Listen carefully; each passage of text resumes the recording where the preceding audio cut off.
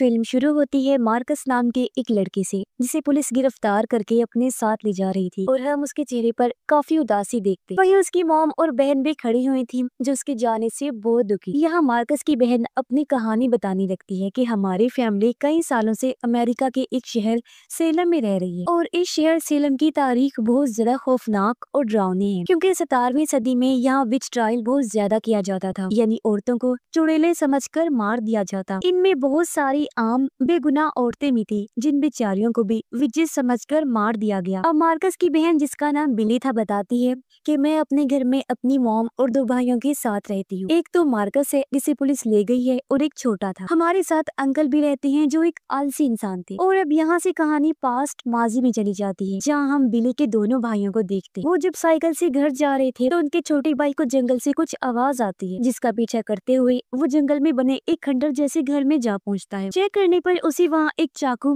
और एक डायरी मिलती है। तभी यहाँ उसका बड़ा भाई मार्कस भी आ गया। ये दोनों चीजें देखकर वो जल्दी से अपने भाई के हाथ से उन्हें छीन लेता है। मार्कस ये देखकर समझ गया कि जरूर ये घर किसी पागल इंसान का होगा, जब तो ये चीजें उसने यहाँ रखी हुई हैं। इसीलिए वो अपने भाई को फौरन यहाँ से निकलने को कहता है और दोनों भाई घर के लिए निकल जाते हैं। रास्ते में 2 लड़की इनकी बहन बिली के बारे में उल्टी सीधी बातें करने लगी, जो सुन मार्कस ने तो नजरअंदाज कर दिया, लेकिन छोटा भाई उनसे झगड़ने लगता है। पर जब वो ज्यादा गलत बातें बिली के बारे में बोलने लगे तो इस बार मार्कस को भी गुस्सा आ गया। वो भी उनसे लड़ने लगता है, जो देखकर उसका छोटा भाई खुश हो गया कि मेरी तरह ये भी बहन से प्यार करता है। ये जब घर पहुंचे तो मार्कस के छोटे भाई को एक बार फिर वो आवाज सुनाई देती है। उसने जब अपना बैग चेक किया तो वही चाकू उसके बैग में पड़ा हुआ था, जो उसे खंडर से मिला था। बच्चा काफी हैरान रह गया, सोचता है आखिर ये चाकू मेरे बैग में कैसे आ गया, जबकि हम तो इसे छोड़ के आए थे। उसके चेहरे पर परेशानी देखकर अंकल पूछते हैं कि तुम्हारी बैग में क्या है, लेकिन बच्चा इनकार करते हुए कहता है कि बैग में कुछ भी नहीं है। घर में बिली जब अपनी मॉम के साथ थी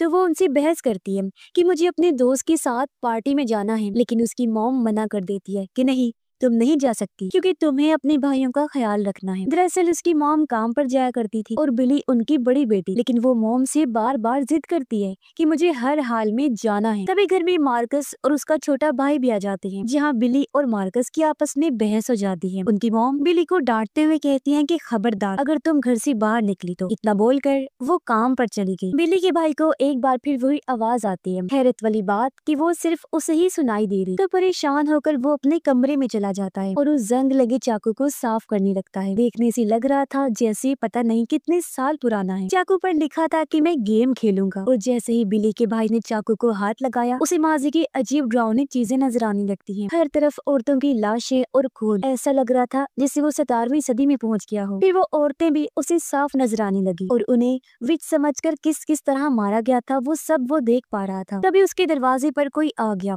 इसलिए मार्कस का भाई चाकू की दूसरी साइड पर लिखी गई लाइंस नहीं पढ़ पाता। इस चाकू को देखने से साफ लग रहा था जैसे ये किसी तरह का कर्ज यानी श्राप है। लेकिन अब धीरे धीरे मार्कस का भाई इस आवाज के कब्जे में आ रहा था। उसका बर्ताव भी अजीब हो रहा था और आवाज उसे जो जो कह रही थी वो वैसा ही कर रहा था। तभी कमरे में मार्कस आ गया, जो अपने भाई को कहता है कि मैं तुम्हारे साथ मूवी देखना चाहता हूँ। वो अपने भाई को लेकर बाहर आ गया, जहाँ ये तीनों बहन भाई और बिली की दोस्त मूवी देखने लगते। लेकिन यहाँ भी उनके भाई का बर्ताव अजीब हो रहा था। उसकी हालत देखने से साफ लग रहा था जैसे वो किसी के कंट्रोल में होता जा रहा है। उसे वही आवाज सुनाई दे रही थी, जिसकी बात मानकर वो अजीब हरकतें कर रहा था। जहाँ उसकी ऐसी हालत पर मार्कस को शक होने लगता है। इतनी ही देर में यहाँ बिली का वो दोस्त भी आ गया, जिसके साथ वो पार्टी में जाना चाहती थी, और उनके अंकल भी। यहाँ मार्कस और बिली की पार्टी को लेकर एक बार फिर बहस हो जाती है। उसके अंकल बिली को कहते हैं कि तुम्हारी मॉम का ये हुक्म था कि तुम घर से ना निकलो, पर क्योंकि उसका दोस्त उसे लेने आ गया था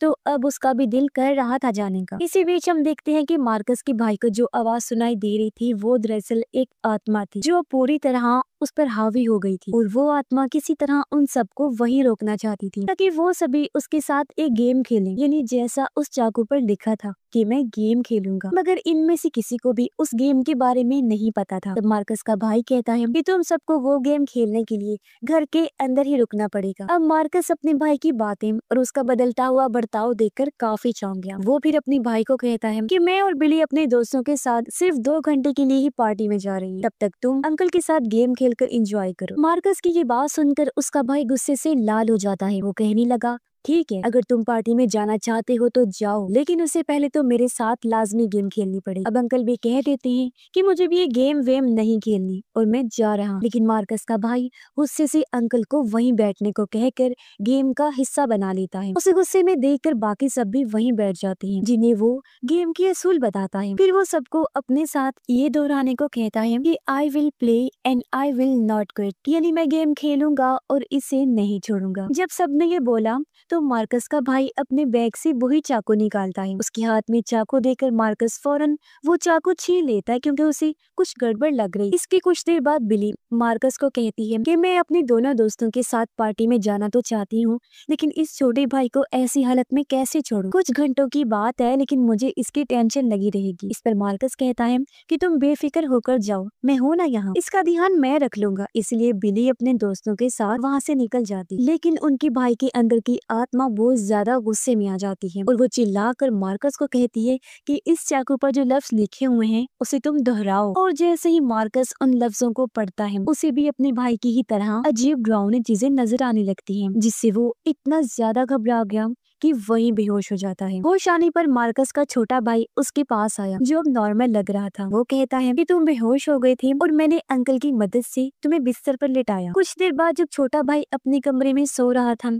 तो तभी वहाँ मार्कस आता है। वो चुपके से उस चाकू को उठाकर वहाँ से जाने लगा। इस आहट से छोटी भाई की आंख खुल गई। वो मार्कस का पीछा करने लगता है ताकि वो देख सके कि आखिर मार्कस क्या करने वाला है। मार्कस ने खुद को एक बाथरूम में बंद कर लिया था और जब वो शीशे के सामने खड़ा हुआ था तो उसे एक लड़के की आत्मा दिखाई देती है, जिसकी माथे पर क्रॉस का निशान बना हुआ था। उसे देखकर मार्कस भी चाकू से अपने माथे पर वैसा ही क्रॉस का निशान बना लेता है, यानी कि जिस आत्मा ने पहले उस छोटे भाई को पोजेस्ट किया हुआ था अपने कंट्रोल में, उसने अब मार्कस को भी अपने वश में कर लिया था। उसके भाई को मार्कस की फिक्र हो रही थी, इसलिए वो उसे दरवाजा खोलने का कहता है और जब उसने दरवाजा खोला तो वो अपने भाई की ऐसी हालत देखकर बुरी तरह डर गया। वो भागकर अंकल के पास आया और उन्हें सारी बात बता देता है और जब ये दोनों उसके पास आई तो मार्कस चाकू और रस्सी लिए बाहर चला जाता है। घर के बाहर वाले पेड़ पर मार्कस रस्सी को बांधकर फंदा बना देता है। फिर उसके अंदर की आत्मा अंकल को कहती है कि मैं तुम्हारे साथ हैंगमैन नाम का एक गेम खेलना चाहता हूँ, पर अंकल उसकी बात टालकर उसके करीब जाने लगे ताकि वो देख सके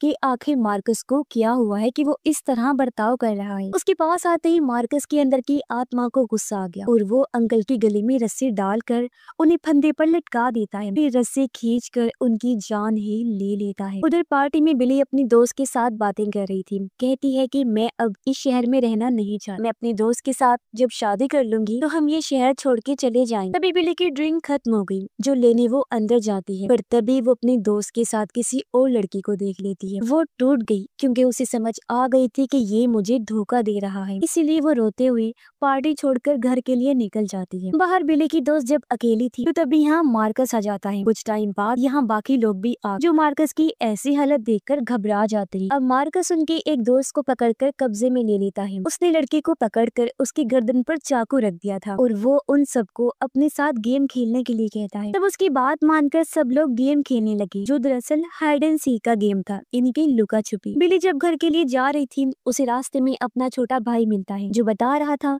कि मार्कस को एक आत्मा ने पोजेस्ट कर लिया है और उसने अंकल को किस तरह लटका कर मार दिया। लेकिन बिली को उसकी बातों पर यकीन नहीं होता। इतनी ही देर में यहाँ बिली की दोस्त भागती हुई आई और वो घबराई हुई थी। मार्कस के बारे में उसे बताने लगती है। ये सुन बिली समझ गई कि इसका मतलब मेरा छोटा भाई सही कह रहा था और वो अपने छोटे भाई को कहती है कि हमें किसी भी तरह अपने भाई मार्कस को बचाना होगा। तब बिली का छोटा भाई उन दोनों को एक तरीका बताता है कि किस तरह हम मार्कस के अंदर की आत्मा को भगा कर उसे आजाद कर सकते हैं। वो उसे खंडर के बारे में बताता है, जहाँ से उसे वो शराबी चाकू और डायरी मिली थी। वो कहता है शायद डायरी में कुछ लिखा हो कि उस आत्मा को कैसे भगाया जाए। उधर मार्कस के अंदर की आत्मा इतनी बेरहम बन गई थी कि उसने एक एक करके पार्टी में आई सभी लोगों को बेरहमी से मार दिया था, किसी को छत से गिरा कर तो किसी को चाकू से वार कर। उधर वो तीनों उस खंडर में आकर डायरी को पढ़ने लगते हैं, जहाँ उन्हें सेलम शहर की सच्चाई पता चलती है कि किस तरह 17वीं सदी में एक बेगुनाह औरत को कुछ लोगों ने चुड़ैल समझ लिया था। वो उसे भी सजा देना चाहती थी, उसकी जान लेकर। औरत को काफी मारा पीटा भी गया और उसका एक छोटा बेटा जिसका नाम डैनियल था, उसे भी वहाँ के बच्चे बुली करते, परेशान करते रहते। औरत को वहाँ के लोगों ने जब जिंदा जलाने की कोशिश की तो डैनियल अपनी माँ को लेकर भाग निकला और वो सब लोगों से दूर जंगल में आकर इस खंडर में रहने लगे। लेकिन कुछ दिन बाद जब कुछ लोगों को उनके बारे में पता चला तो वो जंगल में आकर डैनियल को परेशान करने लगी और उन्होंने ही उसकी माथे पर चाकू से क्रॉस का निशान बना दिया था। ये सब पढ़कर बिली काफी हैरान रह गई। उसे घबराहट भी हो रही थी, इसलिए वो डायरी में आगे की कहानी नहीं पढ़ पाई। लेकिन तभी उनके सामने डैनियल की मॉम और उनके जैसे ही बेगुनाह लड़कियों की आत्माएं आ जाती हैं, जिन्हें भी विच समझकर मार दिया गया था। और वो बिली से डायरी को पढ़ने का कहे, जिससे पता चला कि उन बच्चों ने फिर डैनियल को फांसी पर लटका दिया और इसी चाकू से उसे मार दिया, जिससे उसके माथे पर निशान बनाया गया था। फिर वो सब उसकी लाश के सामने गेम खेलने लगे। अपने बेटे की मौत से डैनियल की मॉम पूरी तरह टूट गई। वो हमेशा रोती रहती थी, लेकिन फिर वो पूरी तरह बदल गई। उसने डीमन शैतान की पूजा करना शुरू कर दी और वो पूरी तरह विच बन गई ताकि उन लोगों से अपने बच्चे की मौत का बदला ले सके। फिर उसने अपने मरे हुए बेटे डैनियल की हड्डियों से वो चाकू बनाया ताकि वो एक बार फिर अपने बेटे को वापस पा सके, वो भी शैतानी रूप में। तब ऐसा हुआ भी, वो शैतानी रूप में वापस लौट आया और उसने वही उन सब लोगों को मार दिया। और जो कोई भी उन गेम्स को खेलता है, अगर तो वो हार गया फिर वो मारा जाता है, लेकिन अगर वो आखिरी सर्वाइवर होता है,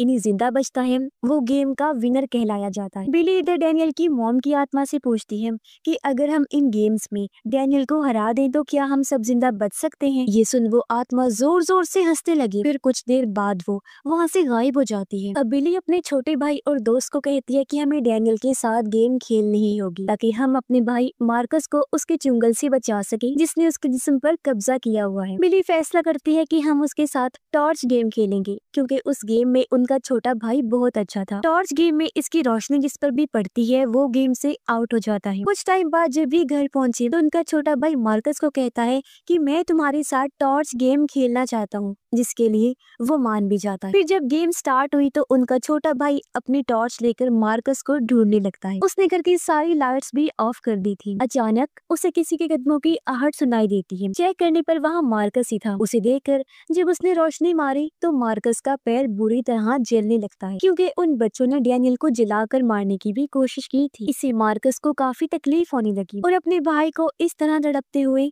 उसका छोटा भाई नहीं देख सकता था, इसलिए वो फौरन टॉर्च हटा लेता है। लेकिन मौके का फायदा उठाकर मार्कस के अंदर डैनियल की आत्मा वहाँ से भाग जाती, जिसके बाद बिली, उसका भाई और दोस्त तीनों मिलकर अब मार्कस को ढूंढने लगते हैं। और तभी उन्हें छत से खून टपकता हुआ नजर आता है, जो और किसी का नहीं बल्कि मार्कस का ही था क्योंकि वो ऊपर बैठा हुआ था। इसीलिए अब ये तीनों एक साथ मिलकर उस पर टॉर्च मारने लगते हैं, जिससे एक बार फिर मार्कस जलने लगा। पर इस बार बिली अपने भाई को दर्द में देखकर दुखी हो जाती है, इसीलिए फौरन उसने टॉर्च हटा ली। अब कुछ देर बाद मार्कस जख्मी होकर छत से नीचे गिर जाता है। वो जब चेक करने उसके पास गई तो मार्कस अपने पास रखी हुई टॉर्च को बिली की दोस्त पर कर देता है, जिससे वो बुरी तरह जलने लगती है। ये देख बिली उस श्रापित चाकू से मार्कस पर हमला कर देती है, जिससे वो बिली की दोस्त को छोड़ देता है। इसके बाद बिली, उसका भाई और दोस्त किसी और जगह पर जाकर छुप जाते हैं। यहाँ बिली का भाई उन्हें बताता है क्योंकि ये चाकू डैनियल की हड्डियों से बना हुआ है, तो इसका मतलब उसकी आत्मा का असली सोर्स ये चाकू ही है, जिसके जरिए ही हम इस श्राप को खत्म कर सकते हैं। कुछ देर बाद मार्कस यहाँ भी आ जाता है और वो अपनी ताकत से छोटे भाई को हवा में उड़ाने लगता है। ये देख बिली को गुस्सा आ गया, इसलिए वो चाकू के ऊपर लिखे गए श्राप को पूरा पढ़ने लगती है। इससे होता ये है कि डैनियल की आत्मा मार्कस के जिस्म से तो निकल गई थी, लेकिन अब वो बिली के अंदर आकर उसे पोजेस्ट कर लेता है। यहाँ बिली भी कई सारी आत्माओं को देखती है जो उस पर हमला कर देती हैं, और अब बिली भी आत्माओं की दुनिया में पहुंच जाती है, जहाँ वो डैनियल पर हमला कर देती है ताकि उसे खत्म कर सके। फिर अचानक ही वो असली दुनिया में वापिस आ जाती है। वो सबको बताती है कि मैंने डैनियल की आत्मा को तकरीबन खत्म कर दिया है, लेकिन तभी वो अपने हाथ पर लगा हुआ खून देख लेती है, जो और किसी का नहीं बल्कि डैनियल का ही था, जो अभी उसके हाथ पर लगा था, जिसके साथ एक खून से भरे हुए हाथ दीवारों पर भी लगने लगते हैं, जिसका मतलब था कि आत्माओं की दुनिया से ना सिर्फ बिली वापस आई थी बल्कि उसके साथ साथ डैनियल भी आ चुका था, और उसके खून के धब्बे पूरे घर में फैलने लगते हैं। ये लोग भागने का सोचते हैं, लेकिन किसी तरह डैनियल मार्कस और उसके भाई को अलमारी में बंद कर देता है। जहाँ मार्कस को बुरा लग रहा था, उसे अपने किए का अफसोस हो रहा था, क्योंकि पोजेशन की हालत में उसके हाथों न जाने कितने लोगों की मौत हो गई थी। इस पर उसका छोटा भाई मार्कस को समझाने लगा कि भाई, इसमें तुम्हारी कोई भी गलती नहीं है, तुम परेशान ना हो, क्योंकि तुमने कुछ भी जानबूझ के नहीं किया। बाहर बिली पर डैनियल हमला कर देता है, लेकिन वो उसका सामना करती है, फिर मदद के लिए अपने भाई मार्कस को बुलाने लगती है। अब किसी तरह मार्कस अलमारी का दरवाजा तोड़कर बाहर आ गया। वो उसे रोकने के लिए आगे बढ़ा, लेकिन डैनियल इतना ताकतवर था कि वो मार्कस को दूर फेंक देता है। तब यहाँ पर बिली का छोटा भाई भी आ गया, जो काफी गुस्से में था, और वो डैनियल को अपने साथ एक गेम खेलने का कहता है। अब गेम खेलने के लिए जैसे डैनियल उसके करीब आने लगा, तभी बिली का छोटा भाई उस श्रापित चाकू को डैनियल के अंदर घुसा देता है, जिससे वो वहीं गिर गया। फिर वो जलकर राख बनने लगा और काले धुएं की सूरत में वहाँ से गायब हो जाता है। ये देखकर वो लोग काफी खुश हो जाते हैं, क्योंकि उन्हें लग रहा था कि हमने डैनियल को खत्म कर दिया है। फिर अगले दिन मार्कस खुद को पुलिस के हवाले कर देता है, क्योंकि उसे लोगों की मौत से बहुत शर्मिंदगी हो रही थी। और ये वही सीन है जिसे हमने कहानी की शुरुआत में देखा था। अब कुछ टाइम बाद हम उसी खंडर को देखते हैं, जहाँ आग जलती हुई अचानक बुझ जाती है, और हम उसके अंदर उसी श्रापित चाकू और डायरी को देखते हैं, जिससे हमें पता चलता है कि मौत का ये खेल अभी खत्म नहीं हुआ, यानी डैनियल की आत्मा एक बार फिर लौटकर आएगी। जब कोई इस चाकू और डायरी को लेगा, तो मौत का सिलसिला एक बार फिर शुरू हो जाएगा। और इसी भयानक एंडिंग के साथ ही इस फिल्म की कहानी भी यहीं पर खत्म हो जाती है।